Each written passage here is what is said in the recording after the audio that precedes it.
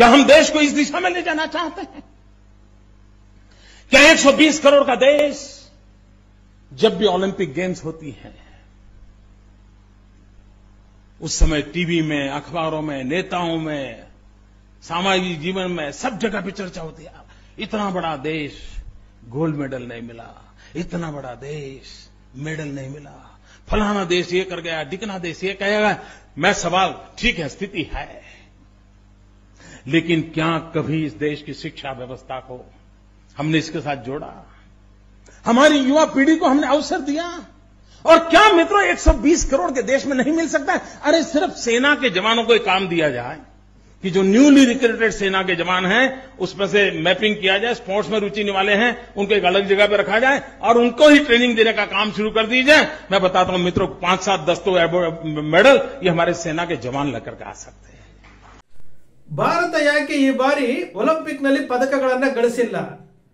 ಭಾರತದ ವಿದೇಶಿ ಸಾಲ ದಿಢೀರಂತ 187 ಲಕ್ಷ ಕೋಟಿಗೆ ಯಾಕೆ ಹೋಯಿತು? ಇದರ ಬಗ್ಗೆ ಸೋಷಿಯಲ್ ಮೀಡಿಯಾದಲ್ಲಿ ನಾವೇನಾದ್ರೂ ಪೋಸ್ಟ್ ಹಾಕಿದಾಗ ಇನ್ನೂ ಸಹ ಅಂಧ ಭಕ್ತರು ಬರ್ತಾರೆ. ಅಂಧ ಭಕ್ತರು ಬಂದು ಕಮೆಂಟ್ಗಳನ್ನ ಮಾಡ್ತಾರೆ. ಯಾವ ರೀತಿ ಕಮೆಂಟ್ ಮಾಡ್ತಾರೆ ಅಂತಂದ್ರೆ, 400 ಪಾರ್ ಅಂತ ಹೇಳ್ಕೊಂಡು 3ನೇ ಬಾರಿಗೆ ಅಧಿಕಾರಕ್ಕೆ ಬರ್ತೇವೆ, ಯಾರು ಸಹಾಯವಿಲ್ಲದೆ ಅಂತ ಹೇಳ್ತಾ ಇದ್ದಂತವರು ಅವರು ಕೊನೆಯಲ್ಲಿ ಗಳಿಸಿದ್ದು 240 ಅಧಿಕೃತವಾಗಿ. 79 ಸ್ಥಾನಗಳಲ್ಲಿ ಗೋಲ್ಮಾಲ್ ಆಗಿದೆ ಅಂತೇಳಿ ಒಂದು ವರದಿ ಬಂದಿದೆ. ಅಂದ್ರೆ 161 ಸ್ಥಾನಗಳನ್ನ ಗಳಿಸಿ ಮಿತ್ರ ಪಕ್ಷಗಳೊಡನೆ ಅಧಿಕಾರ ನಡೆಸ್ತಾ ಇರುವಂತಹ ಭಾರತೀಯ ಜನತಾ ಪಕ್ಷದ ಪರವಾಗಿ ಒಂದಷ್ಟು ಜನ ಕಮೆಂಟ್ ಮಾಡ್ತಾರೆ. ಇನ್ನೂ ಬುದ್ಧಿ ಕಲ್ತಿಲ್ಲ ಅವರು. ಭಾರತ ಒಲಿಂಪಿಕ್ ಅಲ್ಲಿ ಯಾಕೆ ಪದಕಗಳನ್ನ ಗಳಿಸಿಲ್ಲ? ಶೋಭಾ ಕರಂದ್ಲಾಜೆ ಅವರು ಹೇಳ್ತಾರೆ 2014ರ ನಂತರವಷ್ಟೇ ಭಾರತ ಪದಕವನ್ನ ಗಳಿಸಿದೆ, ಅದರ ಹಿಂದೆ ಯಾರು ಪದಕವನ್ನೇ ಗಳಿಸಿಲ್ಲ ಅಂತೇಳಿ ಹಿಂದಿನಲ್ಲಿ ನ್ಯಾಷನಲ್ ಮೀಡಿಯಾಗಳಿಗೆ ಕೊಟ್ಟಂತಹ ಕೇಂದ್ರ ಸಚಿವರು ಶೋಭಾ ಕರಂದ್ಲಾಜೆ ಅವರು ಅವರ ಬಗ್ಗೆ ಯಾವ ಅಂಧ ಭಕ್ತರು ಮಾತಾಡೋದಿಲ್ಲ. ಅಂದ್ರೆ ಅವರು ಸುಳ್ಳು ಹೇಳ್ತಾ ಇದ್ದಾರೆ ಅಂತ ಗೊತ್ತಿದ್ರು ಈ ಅಂಧತ್ವ ಅವರನ್ನ ಕಟ್ಟಿ ಹಾಕ್ತಾ ಇದೆ. 400 ಪಾರ್ ಅಂತ ಹೇಳ್ತಾ ಇದ್ದವರು 161 ಸ್ಥಾನಕ್ಕೆ ಕುಸ್ತಿರೋದು, ಅದೂ ಸಹ ಯಾಕೆ ಅಂತ ಕೇಳ್ತಾ ಇಲ್ಲ, ಅದನ್ನೂ ಸಮರ್ಥನೆ ಮಾಡ್ಕೊಂಡು ಹೋಗ್ತಾ ಇರುವಂತದ್ದು. 187 ಲಕ್ಷ ಕೋಟಿ, 167 ಲಕ್ಷ ಕೋಟಿ ಇದ್ದಿದ್ದು ಏಕೈಕಿ 187 ಲಕ್ಷ ಕೋಟಿ ವಿದೇಶಿ ಸಾಲ ಆಗ್ತಾ ಇದೆ ಅಂತಂದಾಗ ಅದು ದೇಶದ ಅಭಿವೃದ್ಧಿಗೆ ಮಾಡಿರೋದು ಅಂತ ಹೇಳ್ತಾರೆ. ಈ 9 ವರ್ಷದಲ್ಲಿ 137 ಲಕ್ಷ ಕೋಟಿ ಸಾಲ ಮಾಡಿದ್ದಾರೆ.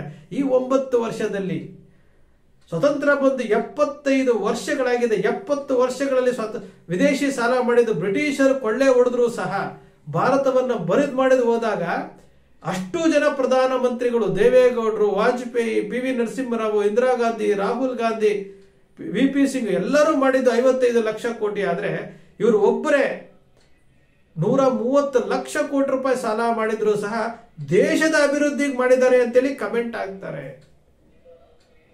ಇದು ಅಂಧತ್ವ ಅಂತಾರ, ಕುರುಡು ಭಕ್ತಿ ಅಂತಾರ, ಏನಂತ ಹೇಳ್ತಾರೆ? ಈ ದೇಶದ ಪ್ರಜೆಗಳಲ್ವಾ ಅವರು? 187 ಲಕ್ಷ ಕೋಟಿ ಯಾರದ್ದು ಹಣ ಅದು? ಇದೇ ನಿರ್ಮಲಾ ಸೀತಾರಾಮನ್ ಅವರ ಪತಿ ಹೇಳಿದ್ರಲ್ಲ, ಈ 5 ವರ್ಷ ಇವರೇ ಮುಂದುವರೆದ್ರೆ 468 ಲಕ್ಷ ಕೋಟಿಗೆ ಸಾಲ ಮಾಡ್ತಾರೆ ಅಂತೇಳಿ. ಅಭಿವೃದ್ಧಿ ಮಾಡ್ತಾ ಇದ್ದಾರೆ. ಅಭಿವೃದ್ಧಿ ಏನ್ ಅಭಿವೃದ್ಧಿ ಆಗಿದೆ?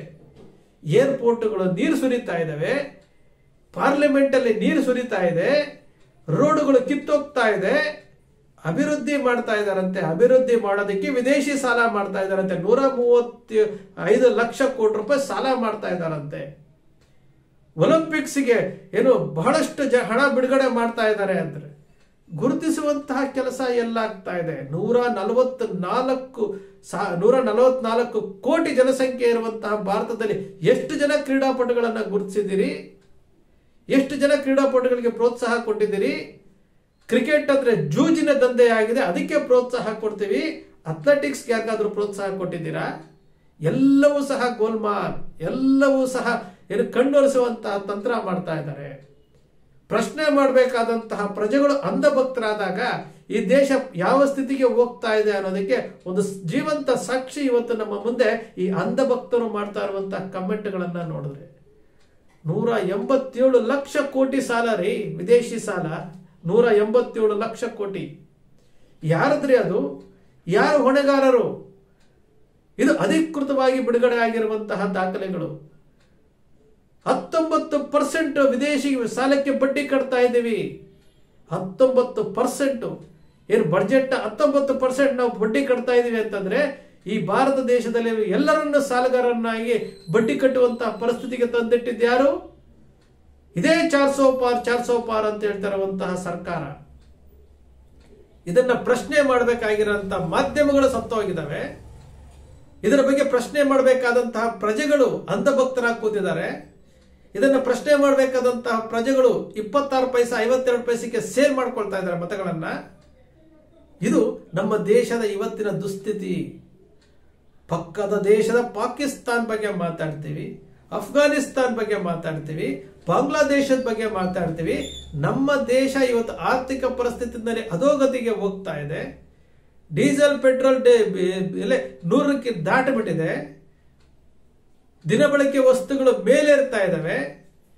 ಇದರ ಬಗ್ಗೆ ಯಾರೂ ಮಾತಾಡ್ತಾ ಇಲ್ಲ. ರೂಪಾಯಿ ಮೌಲ್ಯ 85 ರೂಪಾಯಿಗೆ ಹೋಗ್ತಾ ಇದೆ. ಇದರ ಬಗ್ಗೆ ಯಾರು ಮಾತಾಡ್ತಾ ಇಲ್ಲ. ಇವರ ಇನ್ನ ಅಂಧತ್ವ ಏನಿದೆಯಲ್ಲ, ಕುರುಡು ಭಕ್ತಿ ಏನಿದೆಯಲ್ಲ, ಈ ಕುರುಡು ಭಕ್ತಿ ಇನ್ನೂ ಜೀವಂತವಾಗಿದೆ ಅನ್ನೋದಕ್ಕೆ ಆ ಕಮೆಂಟ್ಗಳನ್ನ ನೋಡಿದ್ರೆ ಗೊತ್ತಾಗುತ್ತೆ. ಭಾರತ ದೇಶವನ್ನು ಪ್ರೀತಿ ಮಾಡ್ತಾರಂತೆ. ದೇಶವನ್ನ ಪ್ರೀತಿ ಮಾಡುವಂತವರು ದೇಶ ಸಾಲಗಾರರ ಸಾಲದ ಕೂಪಕ್ಕೆ ಹೋಗ್ತಾ ಇದೆ. ಇವರು ದೇಶದ ಸಾಲ ಕೂಪಕ್ಕೆ ತಳ್ಳುವವರಿಗೆ ಪ್ರಶ್ನೆ ಮಾಡೋದಿಲ್ಲ. ಅಂಕಿ ಅಂಶಗಳನ್ನ ನೋಡ್ಕೊಂಡು ಬಾಯಿ ಮುಚ್ಕೊಂಡು ಸುಮ್ಮನೆ ಕೂತ್ಕೊಂಡಿದ್ದಾರೆ. ಇವರಂತಹ ದೇಶಭಕ್ತಿಯನ್ನ ತೋರಿಸ್ತಾರೆ ಇವರು. ಪ್ರಶ್ನೆ ಮಾಡ್ಬೇಕ್ರಿ, ಯಾರ ಹಣ ಅದು? ನಾವು ಕಟ್ಟುವಂತಹ ತೆರಿಗೆ ಹಣ ನಮ್ಮದು. ಜನಪ್ರತಿನಿಧಿಗಳು ದೇವರುಗಳಲ್ಲ. 187 ಲಕ್ಷ ಕೋಟಿಗೆ ವಿದೇಶಿ ಸಾಲ ಹೋಗಿದೆ. 187 ಲಕ್ಷ ಕೋಟಿಗೆ. ಒಬ್ಬೊಬ್ಬರ ತಲೆಯ ಮೇಲೆ 2 ಲಕ್ಷ ರೂಪಾಯಿ. ಒಬ್ಬೊಬ್ಬರ ತಲೆಯ ಮೇಲೆ 144 ಏನು ಕೋಟಿ ಜನಸಂಖ್ಯೆ ಇದಾರಲ್ಲ, ಪ್ರತಿಯೊಬ್ಬರ ತಲೆಯ ಮೇಲೆ 2 ಲಕ್ಷ ಸಾಲದ ಹೊರೆಯನ್ನ ಹೊರಿಸಿದ್ದಾರೆ. ಸಾಲದ ಹೊರೆಯನ್ನ. ಬರೀ ಸುಳ್ಳು, ಬರೀ ಸುಳ್ಳು, ಬರೀ ಸುಳ್ಳು. ನಮ್ಮ ಪ್ರಧಾನಮಂತ್ರಿಗಳು ಹೇಳಿದ್ರು 75ನೇ ಸ್ವಾತಂತ್ರ್ಯೋತ್ಸವದ ಸಮಯದಲ್ಲಿ ಯಾರೊಬ್ಬರು ಬಾಡಿಗೆ ಮನೆಯಲ್ಲಿ ಇರಬಾರದು, ಆ ರೀತಿಯಾದಂತಹ ಒಂದು ಆವಾಸ್ ಯೋಜನೆ ತರ್ತೇವೆ ಅಂತೇಳಿ ಬಹಿರಂಗ ಸಭೆಯಲ್ಲಿ ಹೇಳಿರುವಂತಹ ವಿಡಿಯೋ ಕೇಳಿದ್ರಲ್ಲ. ಹಾಗಾದ್ರೆ ಭಾರತ ದೇಶದಲ್ಲಿ ಎಲ್ಲರೂ ಸ್ವಂತ ಮನೆಯಲ್ಲಿದ್ದಾರ? ಈ ರೀತಿಯಾದಂತಹ ಸುಳ್ಳುಗಳನ್ನ ಹೇಳ್ಕೊಳ್ತಾ ಇರುವಂತಹ ನರೇಂದ್ರ ಮೋದಿ ಅವರು, ಈ ರೀತಿ ಸುಳ್ಳುಗಳನ್ನ ಹೇಳಿ ಜನರ ದಾರಿ ತಪ್ಪಿಸ್ತಾ ಇರುವಂತಹ ಒಬ್ಬ ಪ್ರಧಾನಮಂತ್ರಿ. ನಾವು ಇವರ ಮಾತನ್ನ ನಂಬಿಕೊಂಡು ಓಟ್ ಹಾಕ್ತಾ ಇದೀವಲ್ಲ, ನಾವೆಂತಹ ಮೂರ್ಖರು, ನಾವೆಂತಹ ಮುಟ್ಟಾಳ್ರು. ಅಂಧ ಭಕ್ತಿ ಇರಬೇಕು, ಆದ್ರೆ ಸತ್ಯವನ್ನ ತಿಳ್ಕೊಳ್ಬೇಕು. ಇವರು ಹೇಳಿದಂತಹ ಏನೋ ಆವಾಸ್ ಯೋಜನೆ ಇದೆಯಲ್ಲ, ಇವರು ಹೇಳಿದಂತಹ ಕಪ್ಪು ಹಣ ಇದೆಯಲ್ಲ, ಇವರು ಹೇಳಿದಂತಹ ಅಚ್ಚೇದಿನ್ ಇದೆಯಲ್ಲ, ಯಾವುದೂ ಸಹ ಜನರ ಮುಂದೆ ಬರಲೇ ಇಲ್ಲ. ಎಲ್ಲವೂ ಸಹ ಸುಳ್ಳು ಸುಳ್ಳು ಸುಳ್ಳು ಸುಳ್ಳು ಸುಳ್ಳು ಸುಳ್ಳು. ಈ ಸುಳ್ಳನ್ನ ವೈಭವೀಕರಿಸಿದವರಿಗೆ ಸಮರ್ಥನೆ ಮಾಡ್ಕೊಳ್ತಾ ಇರುವವರು, ಈ ಸುಳ್ಳನ್ನ ನೋಡ್ಕೊಂಡು ಬಾಯಿ ಮುಚ್ಚಿ ಕುಳಿತುಕೊಂಡಿರುವಂತಹ ಪತ್ರಕರ್ತರು, ಇವರೆಲ್ಲರೂ ಸಹ ಆತ್ಮವಂಚನೆ ಮಾಡ್ಕೊಳ್ತಾ ಇದ್ದಾರೆ. ಸ್ನೇಹಿತರೆ, ನಿಮ್ಮ ಅಕ್ಷರ ಮೀಡಿಯಾ ಯಾವತ್ತೂ ಸೃಷ್ಟಿ ಮಾಡೋದಿಲ್ಲ, ಕಲ್ಪನೆ ಮಾಡೋದಿಲ್ಲ. ವಾಸ್ತವದ ವಿಚಾರಗಳನ್ನು ವಿಶ್ಲೇಷಣೆ ಮಾಡ್ತೀವಿ. ಜವಾಬ್ದಾರಿಯುತವಾದಂತಹ ಪ್ರಜಾಪ್ರಭುತ್ವ ವ್ಯವಸ್ಥೆಯಲ್ಲಿ ನಂಬಿಕೆ ಇಟ್ಟಿರುವಂತಹ ನಿಮ್ಮ ಅಕ್ಷರ ಮೀಡಿಯಾದ ವಿಶ್ಲೇಷಣೆ ನಿಮ್ಗೆ ಇಷ್ಟ ಆಯ್ತು ಅಂದ್ರೆ ಸಬ್ಸ್ಕ್ರೈಬ್ ಆಗಲಿಲ್ಲ ಅಂದ್ರೆ ಸಬ್ಸ್ಕ್ರೈಬ್ ಮಾಡ್ಕೊಳ್ಳಿ. ಪಕ್ಕದಲ್ಲಿ ಕಾಣುವಂತಹ ಬೆಲ್ ಐಕಾನ್ ಪ್ರೆಸ್ ಮಾಡಿ, ಶೇರ್ ಮಾಡಿ, ಪ್ರೋತ್ಸಾಹ ನೀಡಿ.